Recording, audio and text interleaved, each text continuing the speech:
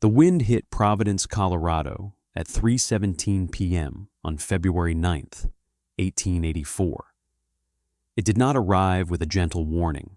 It was a physical blow, a solid wall of force and ice that slammed into the mining town from the north. The temperature, a brisk but manageable 10 degrees, plummeted 40 degrees in less than 20 minutes. The sky, a placid gray moments before, turned into a churning, horizontal chaos of white. Inside the mountain, Silas Garrett felt nothing but a faint, high-pitched whistle as the wind found a tiny imperfection in the seal of his stout wooden door. He checked the thermometer he'd mounted on the interior stone wall. It read a steady 52 degrees. He tossed a single seasoned log into the small cast-iron stove, not for heat, but for the cheerful light it would provide. His chestnut mare, Copper, shifted her weight in the adjoining stable, also carved from the living rock, her soft snort one of utter contentment. Outside, the world was ending. Inside, it was just another Tuesday. Silas knew he had done the work. Now, all he had to do was wait. 2 years earlier, in the spring of 1882, Silas Garrett had been an object of curiosity, then pity, and finally outright ridicule. An orphan who had come west at 16, he'd spent the next 15 years not chasing gold, but learning the earth itself. He worked in the silver mines, not as a blaster, but as a surveyor's assistant, then as a timberman shoring up tunnels, and finally as a junior engineer.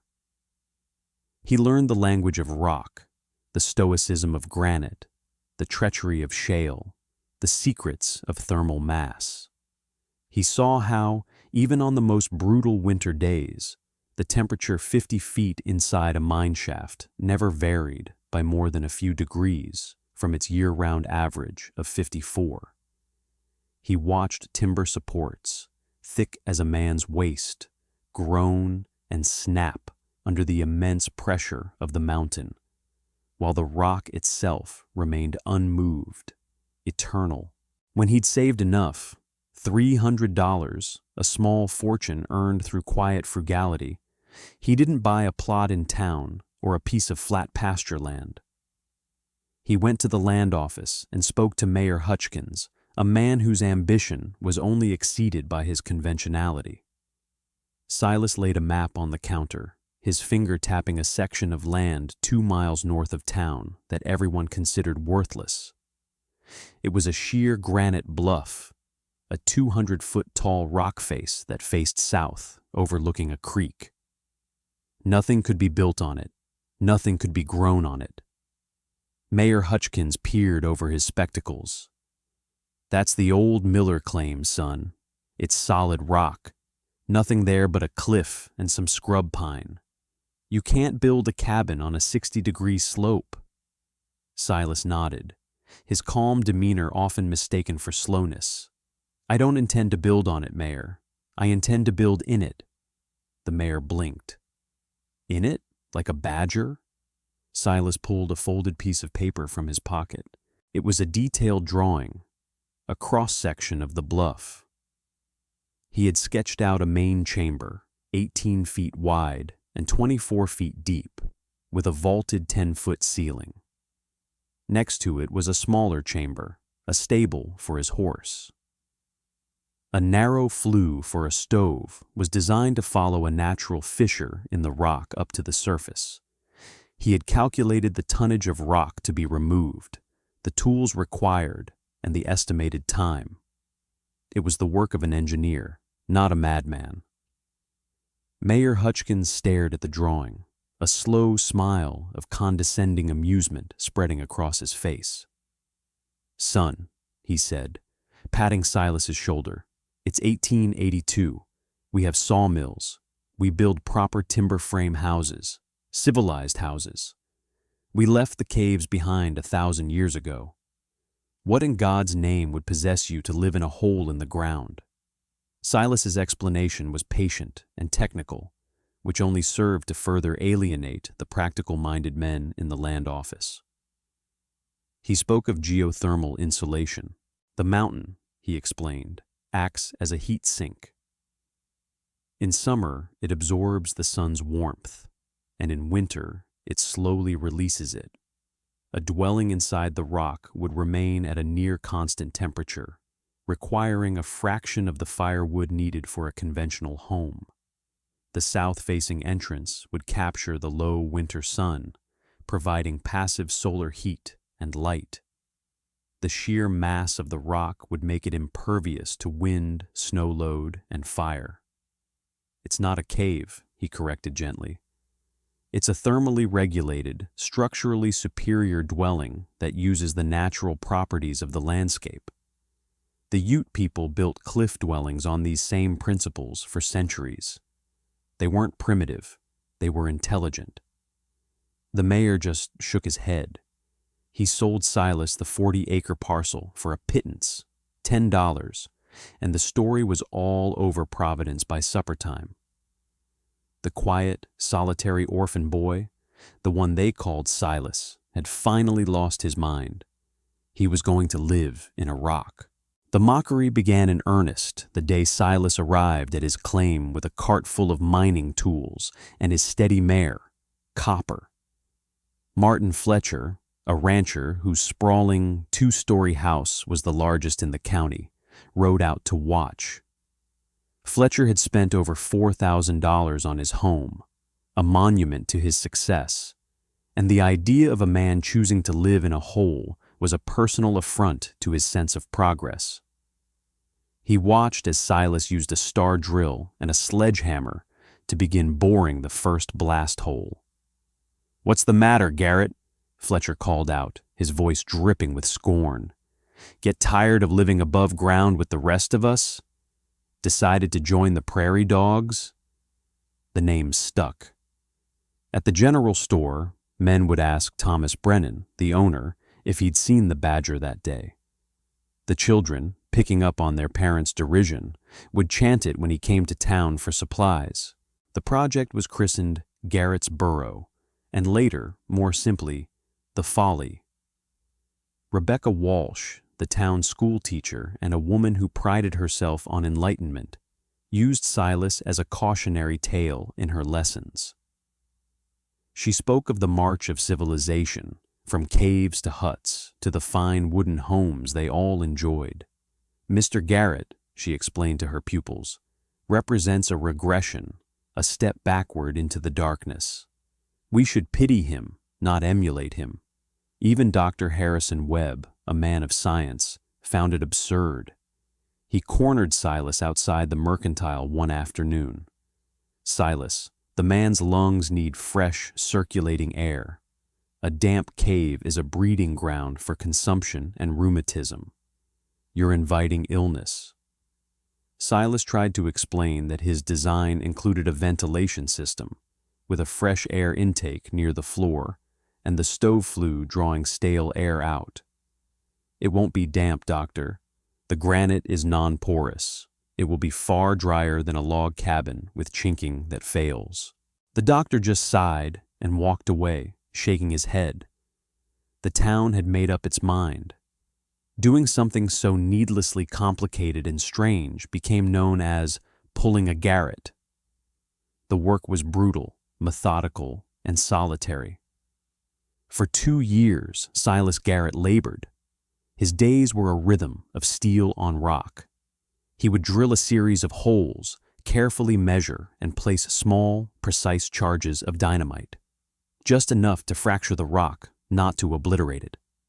The explosions were small, muffled coughs, not great roars. Then came the back-breaking work of clearing the rubble. He used a wheelbarrow and a sledgehammer, breaking larger chunks into manageable pieces. Copper, fitted with a special harness, would drag sleds loaded with stone out of the growing cavern and dump them near the creek bed, where Silas carefully arranged them to form a retaining wall. The townspeople would sometimes ride out on a Sunday, treating the construction site as a form of local entertainment. They watched him, stripped to the waist in the summer sun, muscles corded and lean, his face perpetually smudged with rock dust. They saw a man engaged in what they believed to be pointless, insane labor. He never acknowledged their jeers.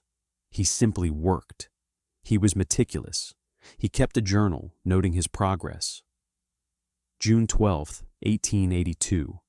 Advanced the main chamber by 2 feet. Total depth, now 8 feet.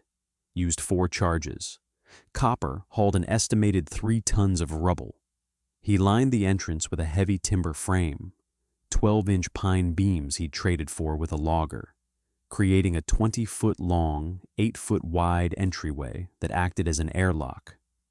This, he knew, was the crucial buffer zone between the outside world and his stable inner climate. Inside, the walls were not left rough. He spent 4 months smoothing them with a hammer and chisel, not for aesthetics, but because smooth walls would prevent moisture from collecting and would reflect light more evenly. He carved out niches for shelves, a bed platform, and a workbench. The stable for Copper was a masterpiece of equine engineering, with a sloped floor for drainage and a manger carved from the same living stone. The total cost of his materials, including the $22 cast iron stove, the dynamite, the drill bits, and the timber, came to $187. Martin Fletcher spent more than that on the glass for his parlor windows. By the fall of 1883, the dwelling was complete. He built a thick, insulated wooden door and fitted it into the timber frame. He moved in his few possessions: a cot, a table, 2 chairs, his books on geology and engineering, and his father's old rifle. The townspeople placed bets in the saloon on how long he would last. The consensus was that he'd be begging for a room at the boarding house by the first major snowstorm. One winter, they all agreed. That's all it would take to cure him of his folly. But the first winter was mild, and Silas thrived. His need for firewood was astonishingly low.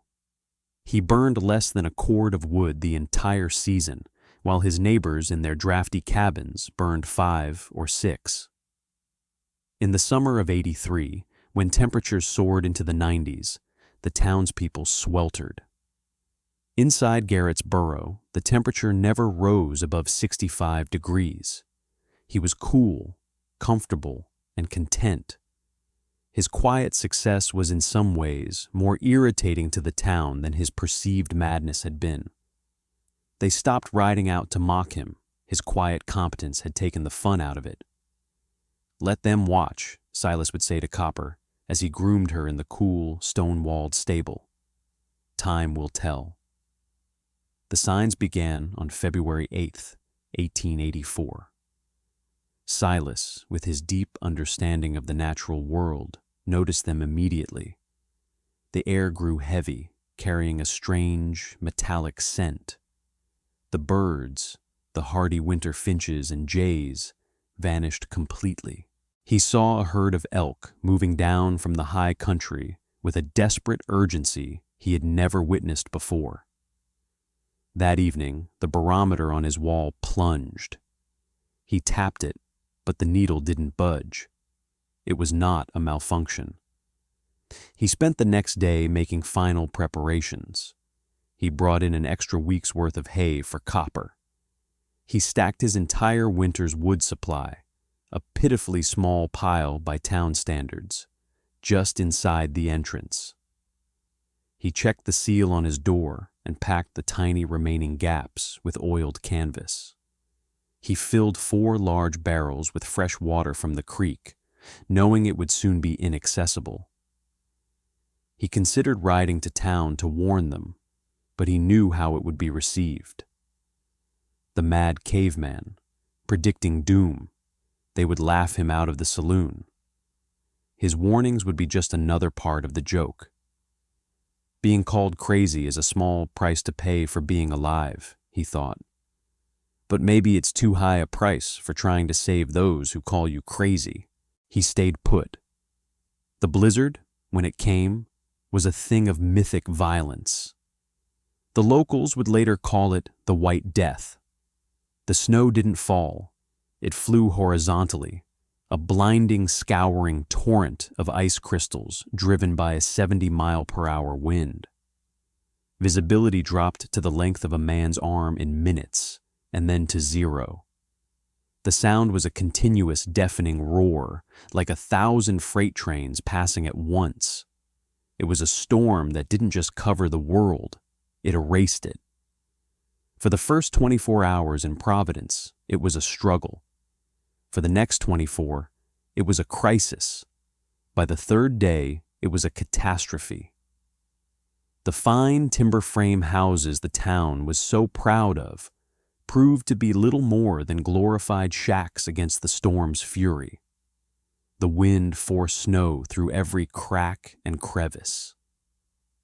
The cold was a physical entity, leaching warmth from the very bones of the buildings. Families huddled around their stoves, feeding them constantly, but the heat was whipped away as fast as it was generated. Martin Fletcher's grand house, with its many windows, was an icebox. He and his family burned through a month's worth of wood in 2 days, just to keep from freezing.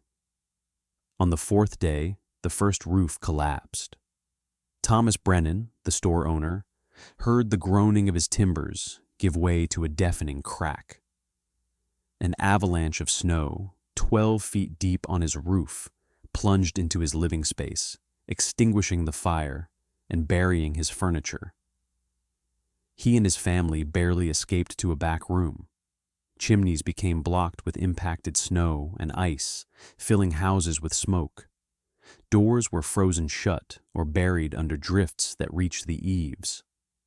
The town of Providence was being dismantled, house by house. Inside Garrett's burrow, life continued in serene, insulated comfort. The temperature inside the main chamber never dropped below 50 degrees, even when the fire in the stove was out. The roar of the blizzard was a distant, muted hum, a reminder of a world that no longer concerned him. He read his geology books by lantern light, tended to copper, and ate his simple meals. He used 2 logs a day, one in the morning to boil coffee and one in the evening to heat his stew. He was safe. He was warm. He was, as he had always been, alone. The first arrival came on the evening of the 5th day. It was not a knock, but a frantic, desperate pounding. Silas opened the heavy door to a blast of Arctic air, and a figure so caked in ice it was barely human. It was Dr. Harrison Webb. He collapsed into the entryway, gasping, his face a mask of frozen terror. "My wife," he choked out, his words ragged. "She has pneumonia. Our house, the fire is almost out. We've burned the furniture. We will freeze before morning. Please." Silas didn't hesitate. He helped the doctor inside, sat him by the stove, and gave him a cup of hot coffee. Then he put on his heaviest coat, grabbed a coil of rope, and followed the doctor back out into the maelstrom. It took them an hour to travel the 200 yards to the doctor's house, a journey that should have taken 2 minutes. They half-carried the doctor's delirious wife back to the burrow, a sanctuary of warmth and stillness in the heart of the howling chaos. They were the first. They were not the last. Word seemed to spread on the wind itself. The next morning, it was Thomas Brennan and his family, their faces frostbitten, their eyes wide with disbelief at the calm warmth inside the stone walls. They had seen the faint wisp of smoke from Silas's flue pipe, the only one in the entire area not blocked by snow, and had stumbled toward it as their last hope. By the 7th day, the procession was constant. One by one, family by family, they came. The very people who had mocked him, who had called him a badger and a fool, now fought their way through the blizzard to the door of his Folly. They arrived half-frozen, humbled, their pride scoured away by the brutal, indifferent wind. Silas welcomed them all. He shared his food, his water, and his warmth, never once mentioning their past ridicule. There was no room for gloating, only survival. The main chamber became a makeshift infirmary and dormitory. 27 souls, plus a horse, sheltered within the mountain's embrace. The last to arrive was Mayor Hutchkins, accompanied by a nearly frozen Martin Fletcher.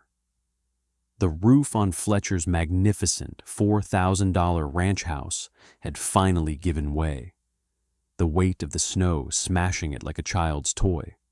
They had barely escaped. Hutchkins, his face pale and his fine suit ruined, stood in the center of the chamber, looking at the faces of his townsfolk, safe, warm, and alive, and then at Silas. "We called your work a folly," the mayor said, his voice cracking. This folly has saved the lives of 27 people." Silas simply nodded and handed him a blanket. "That doesn't matter now. You're safe. That's what matters." The storm raged for 2 more days. In total, 9 days of unrelenting fury. When it finally broke, the silence was as shocking as the noise had been. The survivors emerged from Garrett's burrow into a world transformed, a landscape of alien white sculptures. The devastation in Providence was absolute. 14 people were dead. Dozens more had severe frostbite. Of the 80 structures in the town, more than half were damaged beyond repair. A week later, after the dead had been buried and the immediate recovery had begun, Mayor Hutchkins called a town meeting in the shell of the ruined church. He asked Silas Garrett to stand before the assembled survivors. "I owe you an apology," Hutchkins said, his voice clear and steady, echoing in the cold air. "We all do. I called you uncivilized for wanting to live in a rock. I was wrong. We built our homes with pride, and the wind took them. You built yours with wisdom, and it sheltered us. I called you foolish, but you were the only one who built for the world as it is, not as we wish it to be. You were right. God help me, you were right." Martin Fletcher stood up. "My ranch is gone, but I have money in the bank in Denver. I'll pay to have more of these shelters built, for anyone who needs one." He turned to Silas. "If you'll teach us." Silas Garrett, the orphan boy, the badger, the fool, stood before them and simply said, "Of course." The next year, the hillsides around Providence began to change. Using Silas's techniques and Fletcher's funding, the townspeople began carving new dwellings into the rock. They were not just for emergencies, they became primary homes. Dr. Webb documented Silas's methods, sending detailed letters to engineers at the Colorado School of Mines. The principles of geothermal construction, long understood by ancient peoples, were rediscovered. By the winter of 1886, 11 families in Providence lived in homes carved from stone. The term "pulling a Garrett" was still used, but now it meant doing something with uncommon foresight and intelligence. Silas Garrett lived in his burrow for the rest of his life. He never married, but he was never again alone. He became the town's most respected elder, a quiet man whose wisdom was sought on all matters of building and survival.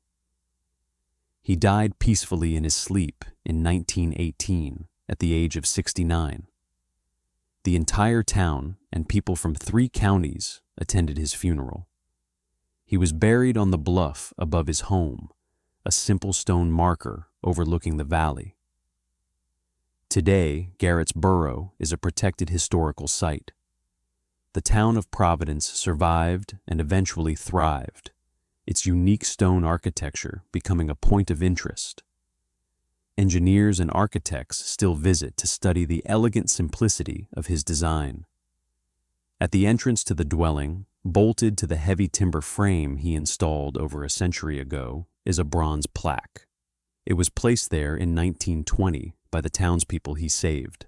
It reads, "Silas Garrett, mocked as madness, proven as wisdom. When civilization faltered, the mountain endured. He taught us that the strongest shelter is not built against nature, but within it. In this rock, he saved 27 souls and the future of our town." Beside him stood his faithful horse, Copper, the first life saved by this sanctuary. The rock still stands, as rocks do. The wind still scours the high plains in winter, and the snows still fall. But the lesson remains, carved not just into the granite of the mountain, but into the memory of the people. Preparation is not paranoia. It is the highest form of respect for a world that is older, stronger, and far less forgiving than human pride.